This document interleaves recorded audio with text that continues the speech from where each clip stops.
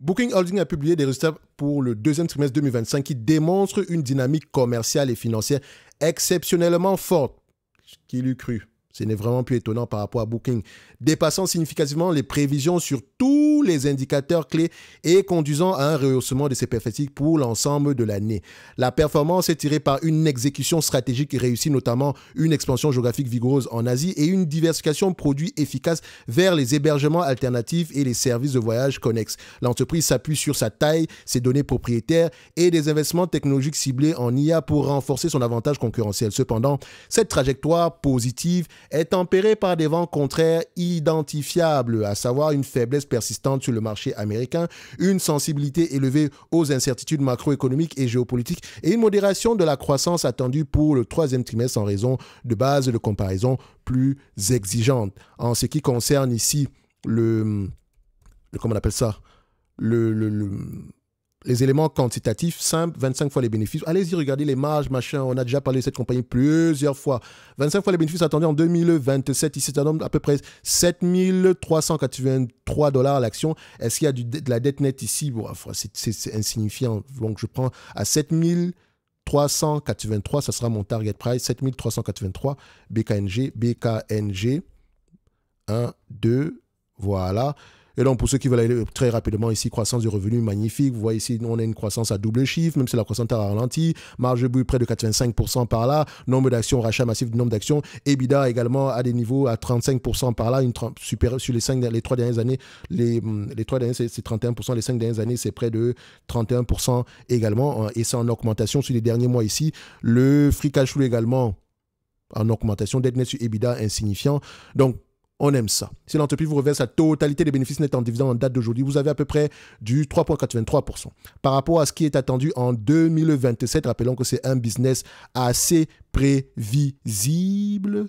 Ne l'oubliez pas. Attention, cette compagnie, en fait, sur cette compagnie, il faut faire attention. J'aimerais prendre les free cash flow, mais j'ai un problème. C'est que je sais que dans les free cash flow, il y a souvent le cash qui n'appartient pas à l'entreprise. En fait, les clients ont tendance à payer en avance. Donc, l'entreprise se retrouve jamais avec des bilans, avec énormément de cash.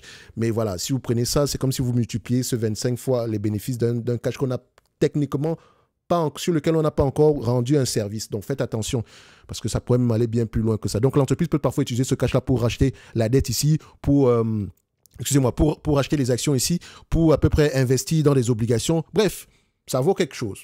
Mais je préfère me protéger. Donc, 7300, on était à combien ici pour le target price? Je prends 25 fois les bénéfices. Je ne connais pas une entreprise qui se négocie à 90 fois, qui a 90% de marge bénéficiaire et qui ne se négocie pas à 25 fois les bénéfices, toujours avec une croissance à double chiffre. Mais les amis, il faut être fou pour payer moins que ça. Donc, 783 $ l'action. 783 $ l'action. Nous avons à peu près consumer discretionary. 783 $ l'action ici. On fait ça. 1, 2, 3. Collapse All, Consumer Discretionary, BKNG, voilà, on cherche, voilà, 783 $. Oh, la dernière fois, c'était à 7210 $ et la dernière vidéo, c'était en janvier 2025. La dernière vidéo, c'était en janvier 2025. On était à 7300 et poussière. Le marché nous a même proposé aux alentours de 4800. Je ne sais pas ce que vous faites, mais ça, c'est une entreprise qu'on achète matin, midi, soir. Je dis ça, je dis rien. Enfin, qu'on pourrait acheter matin, midi, soir. D'accord? Voilà. Après, chacun fait ce qu'il veut de manière générale. D'aucuns vont penser que c'est trop élevé. Personnellement, je continue à penser que c'est sous-évalué. Après, chacun paye ce qui lui semble correct. 7383. Donc, 383. C'est bien ça. Je mets la date d'aujourd'hui. Voilà. On vérifie encore une dernière fois. 383. Bref, est-ce qu'elle pourrait reverser la totalité des bénéfices nets enfin, si elle vous reverse la totalité des bénéfices nets en dividende en date d'aujourd'hui, techniquement, vous pourrez avoir, j'arrondis, ça donne à peu près peut-être 1 divisé par 554, ça donne à peu près 5% par là. Aujourd'hui, c'est 3,83, demain, ça pourrait être que du 5%. Donc, pour moi, ça reste intéressant au prix actuel. Et ça pourrait continuer de manière générale également. On regarde, est-ce que les années sont de plus en plus optimistes sur ce dossier-ci? Oui, on est optimiste de manière générale, mais on est de plus en plus depuis par rapport aux 6 derniers mois. Bref, intéressant à aller regarder en profondeur. Merci, au revoir. Pour ceux qui veulent aller plus loin, toutes les informations seront en description de cette vidéo. Merci.